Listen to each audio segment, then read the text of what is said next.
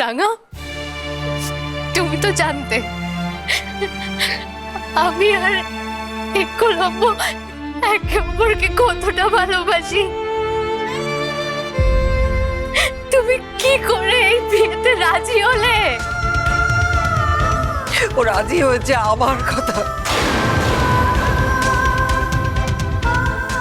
তুমি বিশ্বাস করো আইরি, আমি ওকে বাধ্য করেছি, আমি ওকে আমার দিব্যি দিয়েছি, সেই জন্য ওই বিয়েটা করেছে। আমার কোনো উপায় ছিল না, আমি কি করতাম? গ্রাম থেকে আমি মেয়েটাকে আমার দায়িত্বে এখানে নিয়ে এসেছি, ওর তো আর কেউ নেই, ওর বিয়ে ভেঙে গেল, আমি আর কাকে বলতাম বলো? আক্কুকে বলা ছাড়া আমার তো কোনো উপায় ছিল না, একমাত্র আক্কুর তো ছিল।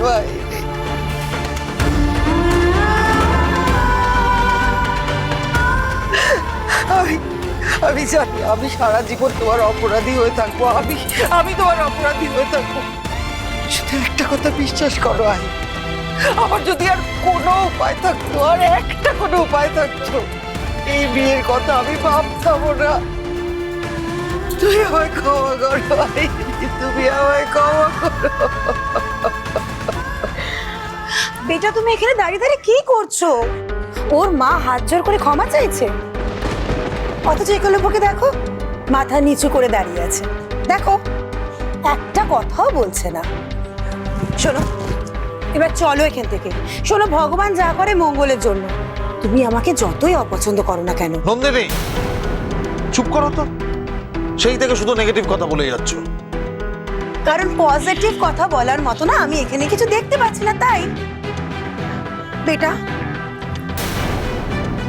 চল, এখানে আর এক মুহূর্ত না। তোমার ভাগ্য ভালো যে বিয়ে করার আগেই সবকিছু হয়ে গেছে, বুঝে গেছো তুমি ছেলেটাকে।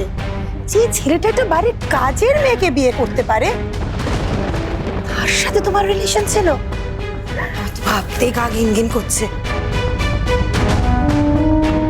বেটা প্লিজ চলো এখান থেকে, চলো। না দিদি ভাই, দিদি ভাই কোথাও যাবে না। দিদি ভাই তো বিশ্বাস তো কর, আমি বিয়েটা করতে চাই নাই রে, কখনো চাই নাই। অরুণ বাবুও চাই নাই, তো বিশ্বাস কর।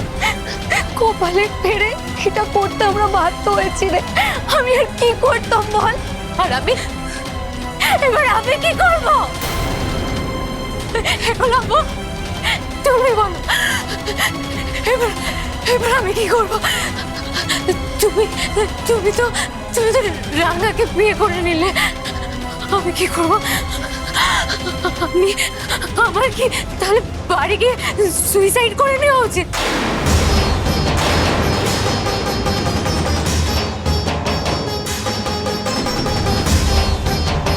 আর না হলে আর একটা উপায় হচ্ছে তোমাকে তোমাকে ভুলে যেতে হবে। সেটা তো আমি পারবো না একলব্য, সেটা তো আমি পারবো না। আমি কি করবো? ইনহেলারটা নিয়ে নাও প্লিজ, ইনহেলারটা নিয়ে নাও। বেটা আমার কথা শোনো। বেটা কৃষ্ণা, কৃষ্ণা তুমি যাও, যাও তোমার দাদাকে দেখো কি করছে, ওকে আটকাও ওখানে, ওকে এখানে আসতে দিও না, যাও এক্ষুনি আটকাও, গিয়ে দেখো।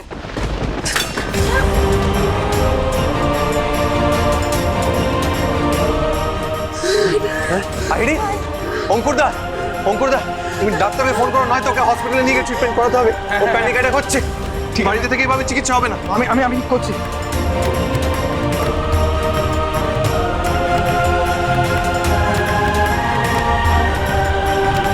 রাঙা, লাজ লজ্জার মাথা খেয়ে নিয়েছিস একেবারে? হ্যাঁ শোন, এই মেয়েটার যে অবস্থা না, এই মেয়েটার এই অবস্থার জন্য একমাত্র দায়ী তুই। একলব্য তোকে বিয়ে করেছে ঠিকই, কিন্তু একলব্য একমাত্র ভালোবাসে আহিরিকে, আর সারা জীবন বাসবে, বুঝতে পেরেছিস? আহিরি তোকে যত দেখবে ও তত অসুস্থ হয়ে পড়বে। তুই দাঁড়াস না, তুই চলে যা, যা এখান থেকে। মা, এটা আপনি কি করলেন? আমরা সব সময় ভাবতাম আপনি বুদ্ধিমতী, ভাবতাম আপনি সব দিকটা সমানভাবে সামলে চলতে পারেন, কিন্তু এটা আপনি কি করলেন? আপনার একটা ছোট্ট ভুলের জন্য সংসারটা শেষ হয়ে গেল, সবকিছু লন্ডভন্ড হয়ে গেল। আপনি ভাবুন তো, এই নিরপরাধ আহিরির এখন কি হবে? হে ভগবান, এই মেয়েটার জীবনটা তো শেষ হয়ে গেল। সারা জীবন এখন এই মেয়েটার হায় আমাদের সংসারে লেগে থাকবে। হে ভগবান, কি হবে, কি হবে এখন? চল না।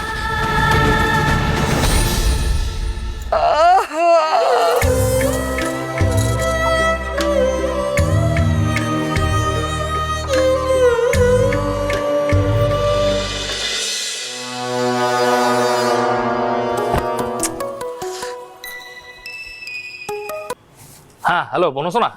না না, মোরও হাতে মোটে সময় নেই ভাই। কিরি কিরি করে সব কিছু গুছিয়ে নিয়ে এখান থেকে সরে পড়তে হবে। পুলিশ যখন তখন চলে আসতে পারে, আর ওই ছেলে যদি একবার পুলিশের সামনে মুখ খোলে না, মোর একেবারে ছানা পোড়া হয়ে যাবে। আরে বাবা, সেই জন্যই তো ফোনটা করছিলাম। এখানে যা ঘটনা ঘটে গেছে না, তারপরে যদি তোমে ধরা পড়ে যাও তাহলে ব্যাস সর্বনাশ হয়ে যাবে। আর এই বাড়ির লোকেরা যদি জানতে পারে না যে এই সব কিছুর পেছনে মু আর দিদিভাই আছি, তাহলে ব্যাস এই বাড়িতে আর থাকা হবে না। ঘাড় ধরে একেবারে বের করে দেবে। আরে না না, তুমি কিছু চিন্তা করো না, চিন্তা করো না। শোনো, দেখ, উৎপলকে আমি যতটুকু চিনি, ও কিন্তু মুখ খুলবার ছেড়ে না। আর মুখ খুলবে কেন? ও তো টঙ্কা পাবে। তবে কি বলতো, সাবধানেরও মার। তাই আমি সব কিছু প্রমাণপত্র একেবারে লোপাট করে দিচ্ছি। তো আমি কিছু চিন্তা করো না। হ্যাঁ ঠিক আছে, রাখো না, রাখো।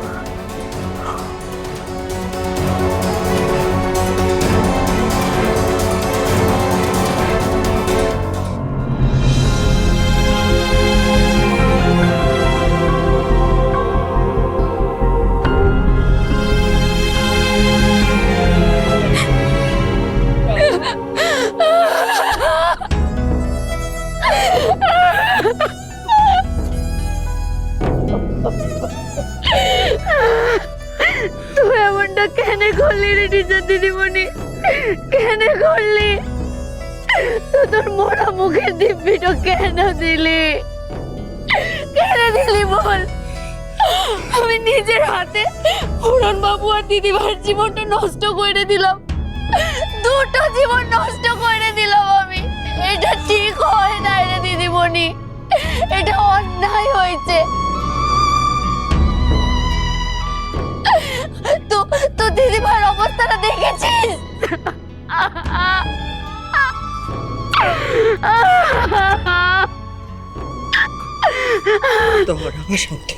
শান্ত হ, আমার কথাটা ভালো করে শোন।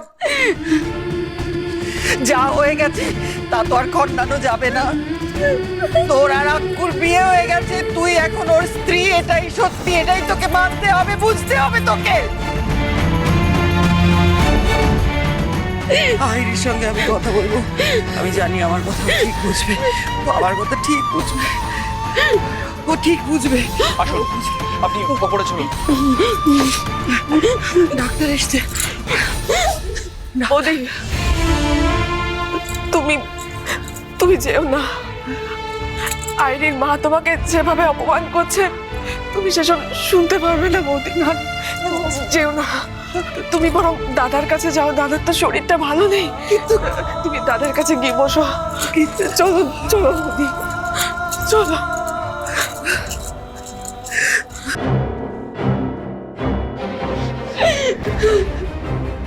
মা যেচে এই অশান্তিটাকে বাড়িতে নিয়ে এলো।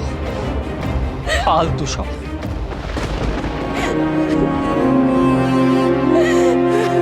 সেই মেয়েটার নিয়ম ভাঙা জন্ম অসহায়, গাছের বুকে মায়ের সুবাস দিব্যি খুঁজে পায়, তার দুঃখ আপনজন, তার ধনু ভাঙা পুরন বাবু আর দিদি ভাই দুজন দুজনাকে ভালোবাসে। ওদের মাঝখানে আমি কখনো বাধা হয়ে দাঁড়াইব না। আমার সব অধিকারটা ছেড়ে এখান থেকে চলে যেছি। আপনার প্রিয় রাঙা বাবা, সে তো সমস্ত গয়নাগাটি নিয়ে চলে গেছে, পালিয়ে গেছে বাবা। পালিয়ে গেছে? রাঙামতি নিরন্দার